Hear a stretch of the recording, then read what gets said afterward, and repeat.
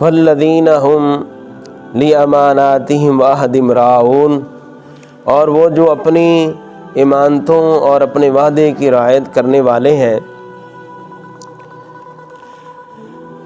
حضرت عبادہ بن صامت رضی اللہ عنہ سے روایت ہے، نبی کریم صلی اللہ تعالیٰ علیہ وآلہ وسلم نے ارشاد فرمایا کہ میرے لیے 6 چیزوں کے ضامن ہو جاؤ، میں تمہارے لیے یعنی جنت کا ضامن ہوں۔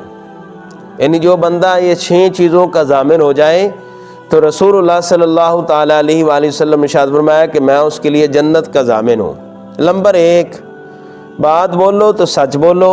نمبر 2، وعدہ کرو تو پورا کرو۔ نمبر 3، تمہارے پاس یعنی امانت رکھی جائے تو اسے ادا کر دو، اسے ادا کرو، یعنی اسے امانت کی حفاظت کرو اور اسے واپس کر دو جس نے آپ کے پاس امانت رکھی ہے۔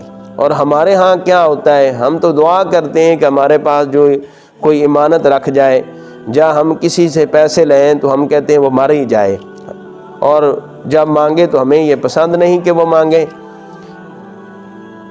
تمہارے پاس انہیں امانت رکھی جائے تو ادا کرو۔ نمبر 4، اپنی شرمگاہوں کی حفاظت کرو، اور نمبر 5، اپنی نگاہوں کو پست کرو، اور نمبر 6، اپنے ہاتھوں کو روکو۔ یہ 6 چیزیں یعنی حضور نبی کریم صلی اللہ تعالیٰ علیہ وآلہ وسلم نے بیان فرمائی کہ میرے لیے 6 چیزوں کے لیے ضامن ہو جاؤ، میں تمہارے لیے جنت کا ضامن ہوں۔ تو اللہ پاک کی بارگاہ میں دعا ہے کہ اللہ تعالیٰ ہمیں سچ بولنے کی توفیق عطا فرمائے اور ہمیں امانت دار بنائے، خیانت سے محروم فرمائے، محفوظ فرمائے۔ آمین ثم آمین۔